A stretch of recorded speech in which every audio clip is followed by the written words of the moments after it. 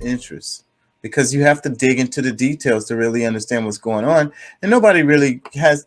Anybody got time for that? As volunteers unload dinner for 48 migrants flown here from Texas, courtesy of Florida. They're spending another night in the Vineyard. Maybe all those people with Christian in their Twitter bio should take note. Yeah, this is interesting too, but then they're making all of this political. But let me see. I have something on this since it popped up. So I don't know if y'all heard, but Ron DeSantis sent some immigrants, and Abbott has been doing it too.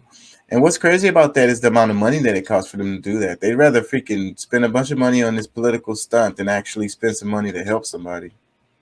What are you looking at?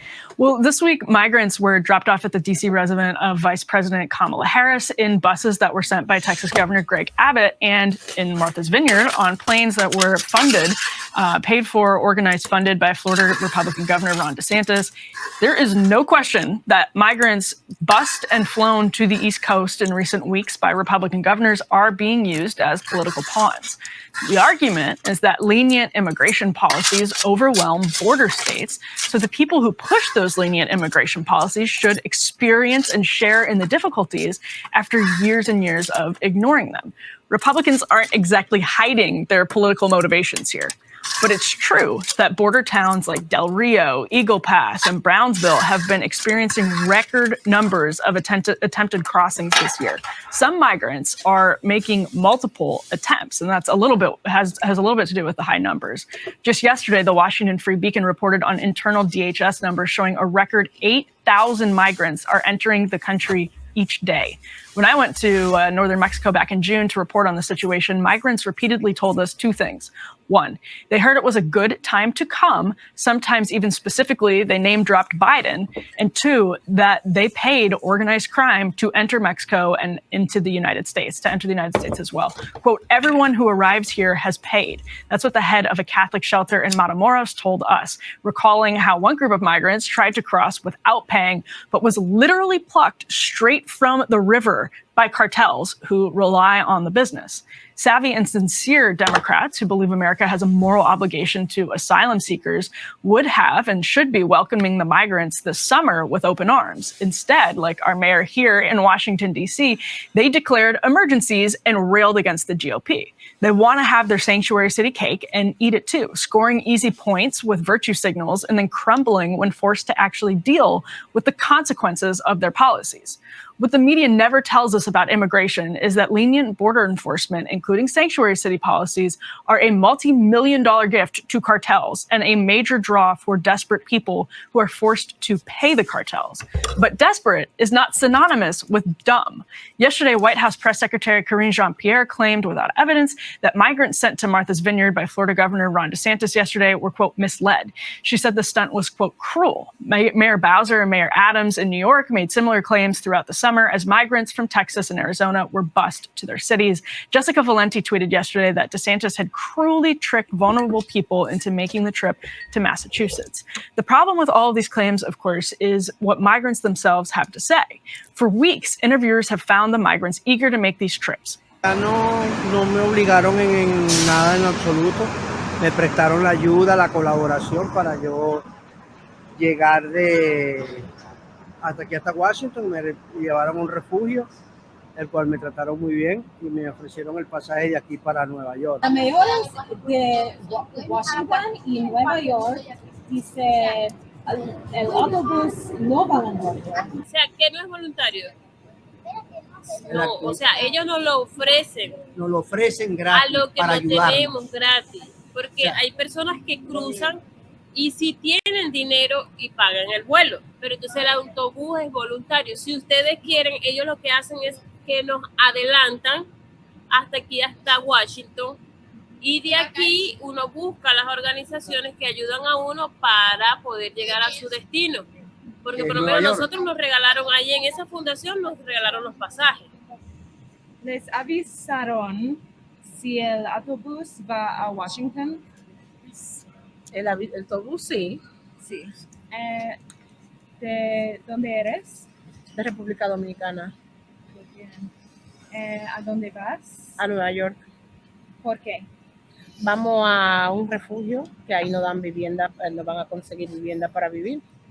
Cross in Yuma. Yuma, ¿Eh? Arizona, algodones. Algodones, sí, por algodones pasamos. Now, CNN heard similar sentiments, as did Fox throughout the summer, News Nation as well, and even other outlets. They get safe, free trips, these migrants do, to cities they otherwise would have had to raid. Wait. That last one was from Dominican Republic. And they're talking about the southern border cities. I'm a bit confused, but I guess maybe they do come in through that way, but that doesn't really make sense to me. And then the DR, the Dominican Republic, is not a country that they be talking about all the time. When they be talking about migrants, they be talking about Guatemala, El Salvador, south of Mexico places. Raise money to get to, but they're trying to go to those cities anyway. So with only a day of reporting to go off of, the Martha's Vineyard stunt seems a bit different so far. I said earlier that Karine Jean-Pierre said without evidence that they were misled. The evidence is hard to say exactly what the migrants were told when getting on the plane. So it's possible that the White House is correct that people were, quote, misled, and it's possible Valenti will be proven correct that people were, quote, tricked. NPR is reporting some migrants were told they were going to Boston. Some said New York. Although one migrant also specifically told a local paper that they, quote, wanted to come to the island and are seeking employment. So it is very unclear right now, and the evidence is certainly unclear. But Democrats have said all summer that migrants were being tricked, and that has turned out not to be the case. If anything, it speaks to one of the very flawed premises of liberal immigration policy, which is that migrants lack agency. They are not helpless. They're extremely savvy and they know exactly what they're doing. They're smart. They watch the news and they want to be in the United States so badly that they knowingly take perilous trips through Central America and Mexico with the possibility they'll be crammed into shelters, sleeping in the streets, kidnapped by cartels, and struggling to pay lawyers. They know they'll almost certainly get in eventually, but they accept the risks. That's how badly they want to be here. Once they cross. I got a couple problems with her argument. One of them is back to the DR, the Dominican, damn it, I can't talk. The DR, that person is not coming through Central America. Like, why would they go? That's in the Caribbean. Why would they go all the way down to come back up to the United States? Like, all the way through fucking all those countries? That absolutely makes no freaking sense at all. She said something else. What did she say? Oh, about them having agency. Yes, they don't have agency. And then especially if these people are lying to them, half these people, they barely speak Spanish. Like the person that was speaking to them, broken Spanish, they was having a hard time understanding her. And then it's like, they lie to them and confuse them. And there's a language barrier. They seek asylum, even if they don't have a legitimate claim, which is very often the case for people fleeing for economic reasons. But they go to sanctuary cities and then disappear into the shadows. Without the sanctuary city movement, cartels would undoubtedly have much less money. Fewer migrants would die en route to the United States, and small rural border towns would be less overwhelmed. Well, if you decriminalize the border, then the cartel wouldn't be making shit off of the people moving from the one side to the other. This is the overlooked tragedy of lenient border policies. There's, of course, an alternative, which is to simply let anyone come in, but cartels would still run Mexico and still force people to pay just to get to our border.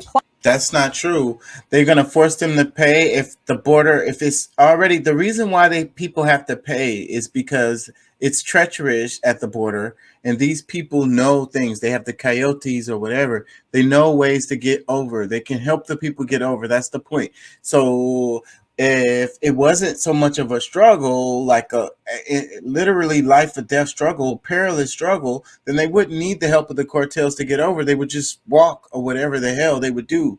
You know what I'm saying? No, that's the flip side. That's twisted. That is not true. Plus, the national security ramifications would obviously be a huge problem. Or we could listen to what one pastor running a shelter in Matamoros told us in June. This is what he begs U.S. officials to do. Put out information on social media in, quote, plain Spanish, explaining what American asylum policy is. Tell people they will not get across, then enforce it. We need to reform our asylum policy as well. These are all practical ways to mitigate the immense human suffering at our border, but they don't fall neatly into the category of open borders or totally closed ones, so the political class doesn't talk about them at all. I rarely meet Americans who love America as much as many of the people trying to get into the country at our border. We have a lot of labor needs here. We need to fix our system. The first step we should take, of course, is to enforce existing policies, though, so people stop making these horrible trips. Now, the migrants in Martha's Vineyard will absolutely be greeted with robust community support. That's been the case so far.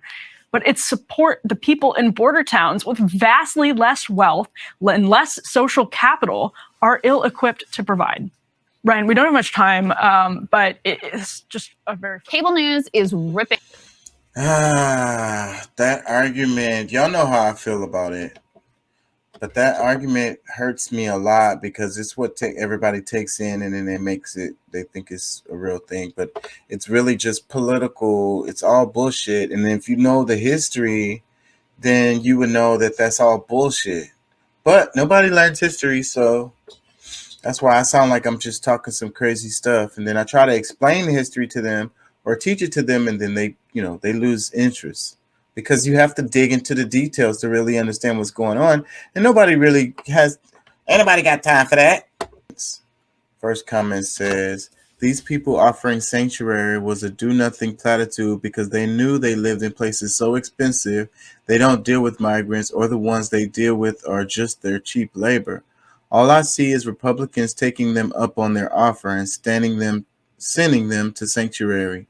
If they didn't want to be a sanctuary, then they shouldn't call themselves one. And they should stop being hostile to those who actually have to deal with the problem, which are working class and people in working class towns, not people sitting in their high-rise or high-end apartments and condos in New York City, San Francisco, D.C., and cottages in Martha's Vineyard. Now, that comment sounds really clever, and that's what they love to do all the time, but, so he said San Francisco. Anyways, let me move on. Another comment, it says, something that I dearly love is the politicians and aid workers in NYC, Washington, etc., saying that immigrants are showing up without anyone providing a heads up. Yep. Just like it is and has been for decades on the border. People entering the country illegally, for good reason or bad, tend not to make reservations ahead of time, if you can imagine such a thing. There goes the trying to sound clever stuff. It makes me want to vomit. Who said that? Who said that the immigrants are showing up without anyone providing a heads up? I didn't hear them say that. And without them sending a bus and making it political, immigrants show up everywhere in the country. Everywhere, bro. Like, maybe not in the interior, like in the country towns and stuff, but all of the cities, all of the major cities, all the time, randomly, yes, without reservations. Yes, that happens. Not just to the border towns, though. Let me read some more. It says, this great Emily, I appreciate you, girl. It's a tough thing for Americans to hear. One day, maybe they'd be ready to hear the whole truth. This is the narrative. This is actually the dominant narrative. So I don't know if Americans have a hard time hearing this, because this is actually the dominant narrative. It's the easiest narrative. It's the one that most people I think a lot of people would just take it as true. Let me read another comment. It says, this is a fantastic segment. Finally, I hear something about solutions to immigrations and not just question marks. I didn't really hear solutions. I mean, I heard her try to say some stuff, but those were, like the other guy said, platitudes. I mean, what did she say? We need to send a Mexican in Espanol. We need to send them a message that they understand. We need to make sure that they actually have agency. We need to, what did she say? We need to address our asylum laws. Like okay, these sound like actual. That sounds like the shit the politicians say. Like, if you're talking about fixing the asylum laws, then you need to come up with specific things. What are you talking about when you say fixing the asylum laws? You're not talking about nothing. You're just talking. Let me read some more. Those migrants are a tiny fraction of what we deal with in Arizona. We have high-speed car chases on a regular basis in places like Sierra Vista, Arizona, with smugglers trying to pass illegal migrants further north into the United States. This is dangerous for everyone. I agree. It is dangerous for everyone. And I'm sure this person is not exaggerating with this comment.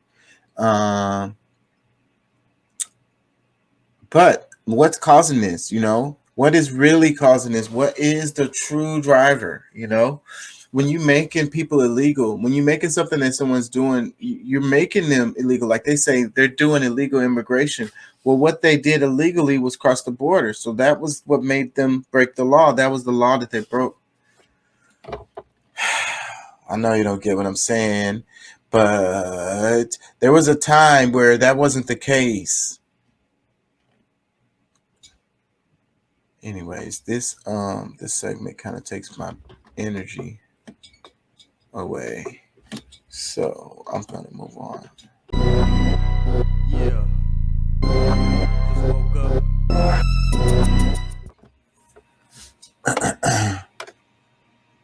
They're making it political, it's just another thing.